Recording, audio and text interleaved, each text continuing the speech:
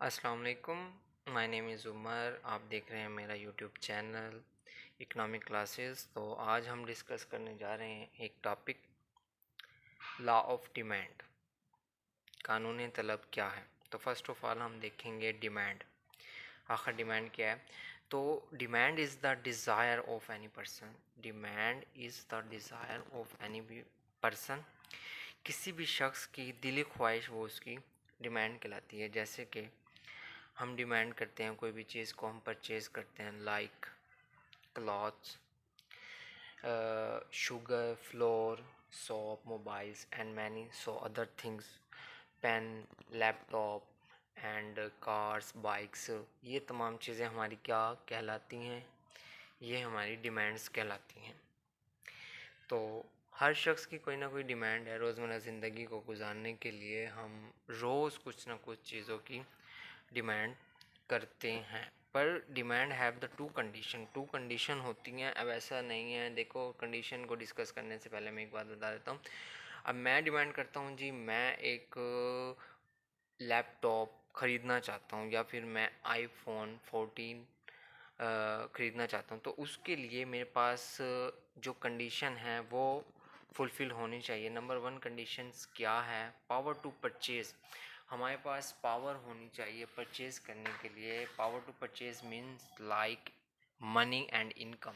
हमारे पास पैसा होना चाहिए, फिर भी हम किसी चीज़ को परचेज़ कर पाएंगे, अदरवाइज़ नहीं। डिमांड तो मैं कर बैठा हूँ जी, मैंने आईफोन 14 परचेज़ करना है, पर उसके अगर मेरे पास इनकम नहीं है तो मैं नहीं परचेज़ कर सकता। सेकंड जो हमारे पास कंडीशन है, विल टू परचेज़। हमारी विल टू परचेज़ का मतलब है हमारी दिली ख्वाहिश होनी चाहिए कि मैं आईफोन परचेज़ करना चाहता हूँ। अब ऐसा नहीं है कि हम आईफोन परचेज़ करने की तरफ तो जा रहे हैं हमारे पास, पर हम दिली तौर पर आईफोन से मुतमईन नहीं हैं, तो हम वो चीज़ नहीं परचेज़ करेंगे, तो डिमांड्स हमारी नहीं फुलफ़िल होगी। ठीक है। फर्स्ट ऑफ ऑल हमारे पास पावर टू परचेज़, हमारे पास इनकम होनी चाहिए, और विल टू परचेज़ हमारी दिली ख्वाहिश, हम एग्री होनी चाहिए कि हम वो चीज़ जो परचेज़ कर रहे हैं उससे हम पूरी तरह मुतमईन हैं। आई थिंक आप समझ गए हैं कि टू कंडीशन कौन सी हैं। अब आगे हम चलते हैं, लॉ ऑफ डिमांड क्या कहता है हमें। तो लॉ ऑफ डिमांड हमें कहता है, other thing remaining the same when the price of any goods increase. वो कह रहा है दीगर हालात बदस्तूर रहें। दीगर हालात, other thing remaining the same मतलब fashions, weathers, other condition change ना हो। Other thing remaining the same, politics की conditions, weather and fashion change ना हो। When the price of any goods increase, जब भी किसी चीज़ की कीमत बढ़ जाती है, द डिमांड इज़ डिक्रीज। तो डिमांड क्या होती है? डिक्रीज हो जाती है। अब ये देखें कि मिसाल के तौर पर अगर शुगर की एग्जांपल ले लें, तो शुगर हमारे पास अगर 140 है तो हम क्या करते हैं, ये देखें नीचे, ये मैंने एक्सप्लेन किया हुआ है। If demand is one, price is 140, तो डिमांड इज़ 10 kg। तो इफ़ 120, तो demand is 12 kg, and 100 demand is 14, 18, 16 kg। तो अगर प्राइस हमारी डिक्रीज़ हो रही है तो डिमांड हमारी क्या है? इंक्रीज़ हो रही है। एंड व्हेन प्राइस जब इंक्रीज़ हो रही है 40, 60, 80, तो डिमांड हमारी क्या हो रही है? डिमांड हमारी डिक्रीज़ हो रही है, पीछे की तरफ जा रही है, 20, 18, 16, 14। तो यही बात वो डेफिनेशन में एक्सप्लेन कर रहा है। Other thing remaining the same when the price of any goods increase the demand is decrease, and when the price of any goods decrease the demand is increase. जब भी किसी चीज़ की कीमत में कमी आती है तो उसकी डिमांड क्या होती है? बढ़ जाती है। और जब भी किसी चीज़ की कीमत में इजाफा होता है तो डिमांड क्या होता है, क्या होती है? उस चीज़ की कम हो जाती है। तो इसके अब डायग्राम की तरफ आ जाते हैं। हम डायग्राम देखें। इस साइड पर हमने एक्स एक्सिस पर प्राइस ली हुई है, और वाई एक्सिस पर हमने क्या लिया हुआ? Quantity, demand. तो इसको आप समझ लें स्टूडेंट, जब हमारी प्राइस कितनी थी? 140 थी, तो क्वांटिटी हम डिमांड कितना कर रहे थे, तो हम 10 kg डिमांड कर रहे थे। पॉइंट ए पर 140 प्राइस है and demand 10 kg, and when price decrease हुई है 120, तो क्वांटिटी डिमांड हम कर रहे हैं जी 12 kg। ठीक है, बी पॉइंट पर। C point price is 100 and quantity demand is 14 kg of sugar. ठीक है, शुगर, शुगर का मतलब चीनी, आप बेहतर अच्छे से जानते हैं। And when price is 80, the quantity demands at D point is 16, and when the price is 60 the quantity demand is 18, and when the price of sugar is 40 the quantity demand is 20। ठीक है, ये D is the demand curve, ये हमारा demand curve है। ये आप देख लें स्टूडेंट अच्छे से, जब प्राइस हमारी डिक्रीज हो रही है तो क्वांटिटी डिमांड हमारी इंक्रीज हो रही है, और जब हमारी प्राइस इंक्रीज हो रही है तो क्वांटिटी डिमांड डिक्रीज हो रही है। देखें, जब प्राइस हमारी 40 थी तो हम 20 डिमांड कर रहे थे ऑफ शुगर, जब 60 हो गई तो क्या कर रहे हैं हम 80। प्राइस इंक्रीज हो रही है तो क्वांटिटी डिमांड हमारी डिक्रीज हो रही है, and one price is decrease हो रही है तो क्वांटिटी डिमांड हमारी इंक्रीज हो रही है। मेरे ख्याल में आपको अच्छे से समझ आ गया।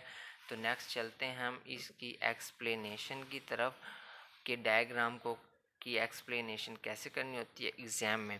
अच्छा, first of all diagram show X axis, आपने एक्स एक्सिस पे बताना आपने प्राइस ली हुई है, and Y axis quantity demand Q लिया हुआ है।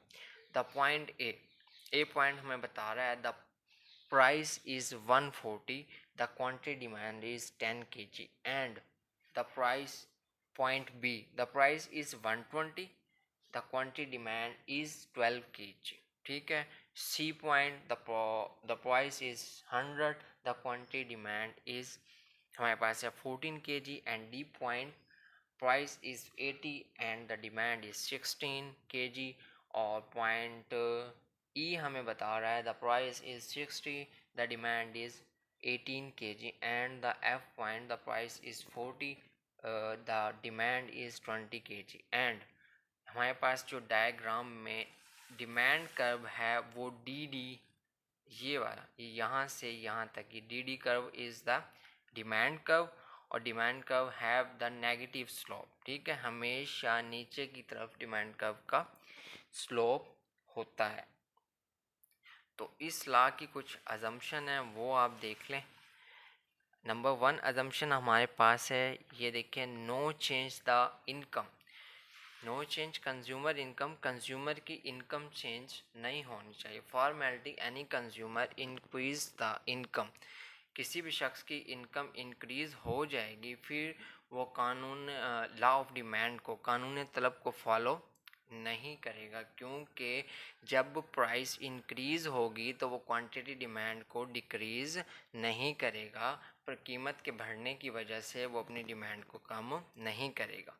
फिर सेकंड में हमारे पास है no change the consumer habits and fashion, तो कंज्यूमर की हैबिट्स और फैशन भी चेंज नहीं होना चाहिए, क्योंकि अगर भी कोई भी चीज़ फैशन में इन हो जाए और किसी भी शख्स की हैबिट्स हो, फॉर्मेलिटी, आप एग्जांपल ले लें जी, कोई भी ब्रांड आ जाता है मार्केट में, प्राइस जितनी भी इंक्रीज़ हो जाए तो लोग उसको परचेज़ करते हैं, डिमांड को डिक्रीज़ नहीं करते। और दूसरी एग्जांपल आप ले लें, किसी भी स्मोकर की जो सिगरेट पीता है, अगर price of any company of cigarette increase कर दे तो कंज्यूमर जो होगा, क्योंकि वो इस चीज़ को यूज़ करता है, हर हाल में उसने यूज़ करनी है, जिसे हम सिंपल वर्ड में कहते हैं जिस स्मोकर यानी नशा करने वाले लोग जो होते हैं, उसने हर हाल में सिगरेट परचेज़ करनी है। तो कंज्यूमर की habits and fashions, no change the consumer habits and fashion, habits और फैशन चेंज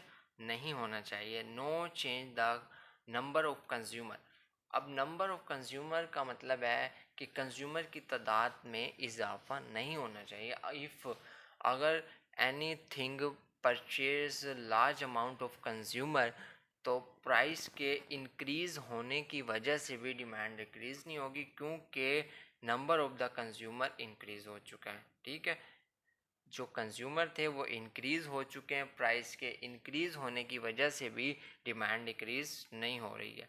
फिर no change the price of substitutes goods. Substitutes goods are those goods which वो use the substitute. For example हम simple इसको कहते हैं, जो चीज़ें हम मुतबादल तौर पर इस्तेमाल करते हैं उन्हें हम सब्सटीट्यूट्स गुड्स कहते हैं। जैसे कि अगर वीट गंदम की प्राइस में इंक्रीज़ आ जाए तो उसका सब्सटीट्यूट हम क्या करते हैं, हम राइस चावल यूज़ कर लेते हैं, ठीक है। तो no change the price of the substitute goods. Substitute goods की भी प्राइस में कोई चेंजिंग नहीं आनी चाहिए। आई थिंक आपको अच्छे से समझ आ गया है। तो लास्ट में आपसे रिक्वेस्ट है कि आप मेरे चैनल को सब्सक्राइब, वीडियो को लाइक और शेयर ज़रूर कीजिएगा, और वीडियो अगर अच्छी लगी है तो कमेंट में ज़रूर बताइएगा। मिलते हैं नेक्स्ट वीडियो में, जब तक के लिए अल्लाह हाफिज़। Okay student.